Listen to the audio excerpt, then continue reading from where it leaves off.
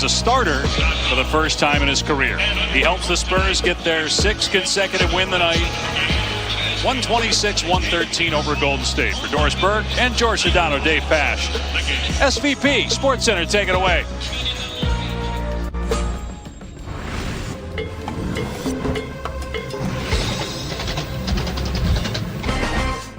Hi there, welcome. It's Sports Center from the nation's capital. I'm Scott Van Pelt. Pack 60 coming. A visit with Michael Malone to break down the first half of the NBA season. Gino Auriemma joins the program, his squad rolling. Speaking of rolling, the Seahawks get absolutely wrecked in their Super Bowl parade in Seattle, cussing at everybody. That's fine. We begin with the best thing I saw today. Kawhi Leonard in the fourth quarter, unbelievable. He had 19 in the fourth. And we're in a tie game late. Kawhi, bucket good, and the foul. Clips bench goes nuts. 27-12 for Kawhi. Spinning around Thompson. You see surrounded by Rockets. He doesn't care. 34-year-old is as good as anyone in this league and was brilliant in the fourth as they get the win. As good as anybody? There they are. The wagon. Where is it? There. I get thrown off because the feet move, but then the feet stop moving. It's fine. OKC visiting Valley of the Sun. Early on, we're tied at 12 off the miss. Isaiah Hartenstein doing what he does. Dirty work. Give me the rebound. Where's Chet? Chet, the all-star, cutting to the bucket. And Jalen Williams down the lane with the scoop. He had 9 in the first half. Second quarter, Thunder cruising. They do that a lot. Up 19. Isaiah Joe didn't miss from 3 in the first.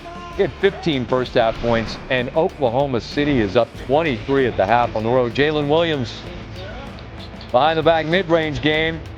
You can take those 2 with you. Next Thunder possession. Hartenstein. Oh, reverse 5-hole. Fancy assist. They're up more than 30. Williams, season high 28, did head to the locker room later in the quarter with an apparent leg injury, or maybe they were just up by $1 million. They didn't need him. Thunder win big again. Spurs rolled on Tuesday in Los Angeles looking for their 5th consecutive victory. Wembanyama was unbelievable in LA. We have 37 in the first half. Steph Curry out in this one. Draymond down low, so clever with it. Gets Wemby off the floor, bucket and the foul. Warriors up 14. Dylan Harper, speaking of clever, well done there. Spurs down 7. We now move late third. It's just a 2-point lead up top. Harrison Barnes to Keldon Johnson. Spurs within 2. De'Aaron Fox. Next possession as the clock and quarter wind down. Brand new ball game, tied at 94 heading into the last dozen. Early fourth, it's Wembanyama to Barnes. Patient. Takes it to the rim, and the Spurs lead by 2. Fox will drive. We haven't showed a Wemby bucket yet. Let's fix that. All right. Spurs now up 5. Wembanyama. It's just absurd how big that man is in a catch-and-shoot 3. Remarkable. The lead now double digits. Final minute. Draymond on the turnover. De'Aaron Fox takes it to the rim. He had 27 and 8 assists. And the Spurs win this one by 13. Pistons entered Wednesday 39-13. Regardless of outcome, they'll be the top team in the Eastern Conference at the All-Star break. First time Detroit enters the break atop the East since 2006-2007. That squad reached the conference finals but lost to the LeBron-led Cavaliers. Pistons early on leading 10-6. Had that skirmish with the Hornets the other day. Just no beef in this one. Pistons leading by 10 after the first quarter. Second quarter, Cade Cunningham, former number 1 pick like Wembanyama. And he catches and shoots and sinks that. We're going to leave that spot on the floor because same spot, same result. And then leave it on there again. Cunningham feeling it. 3 threes in a row as the Pistons lead grows, and it's 15 at the half. Early third, same score. Cunningham stops on a dime, and pushes the lead to 18. Under 5 to go on the third. Jamal Shedd's pass deflected by Reed. Cunningham, Tobias. Cunningham at 28, 7 boards, 9 assists, and the Pistons win by 18. Knicks facing the Sixers in both teams' final game before the All-Star break. Joel Embiid out managing the knee issues that have plagued him of late. Josh Hart, Mikal Bridges, Knicks up by a dozen. Hart, Bridges in transition. Bridges at 22. Knicks lead by 13 after 1.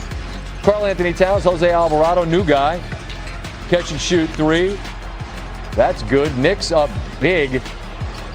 Off the miss, Mitchell Robinson will grab the offensive rebound. Jalen Brunson ends up with a catch and shoot 3. 24 first half assists for the Knicks. Most since 97-98. Knicks led by 30 at the half, 72-42. Knicks continuing to cruise. Bridges, Karl-Anthony Towns down the lane, plus the foul on Tyrese Maxey. Philly, no pushback in this one. Off the turnover, Alvarado ends up with it in the corner. He hits the 3 at a team high 26, 8 threes, 5 steals. Energy guys in town. And the Knicks win it by 49. Largest win in Knicks history against the 76ers. Remember, they had the largest win in their history against the Nets not long ago. 480 all-time meetings between these rivals from New York and Philly. It goes all the way back to 1949. The largest win had been 48 on a couple of occasions. They were 93, 94, 72, 73. The reason those are significant is that both of those seasons ended with New York making trips to the finals. You take the defense because the group chat was popping because how consecutively he was scoring, but it was not what you do, it was how you do it. So as we roll to the tape right here, Victor Wembanyama is a cheat code because he can get the rebound and go. He's operating truly like a guard. And what do? You wall up. You have 2 players here, Ravy and Kennard, that are going to try to stop him, but he's also slender, man. So he slips through, and like I said, it only takes 3 steps for him to get to the rim. The double team's going to come on this possession, which is smart on the baseline. There's Bron. He's going to not force it. He could. He could shoot over both these players. Instead, he finds, ball rotation. The ball comes back to him. He passes up a good shot to get a great shot. This man is shooting 37% from 3. This is wild. He's knocking it down like he is Steph Curry when he's in the flow. And how good was he when it comes to minutes? It's wild. Fewest minutes played in a 40-point game. That is Victor. Not up here? Damn, I thought I was going to be there. No. Okay. So I had a good quarter one time. 40 points in 26 minutes. It was wild. Even Danny last night was like, I can't believe what I'm seeing on box score. Am I reading this right?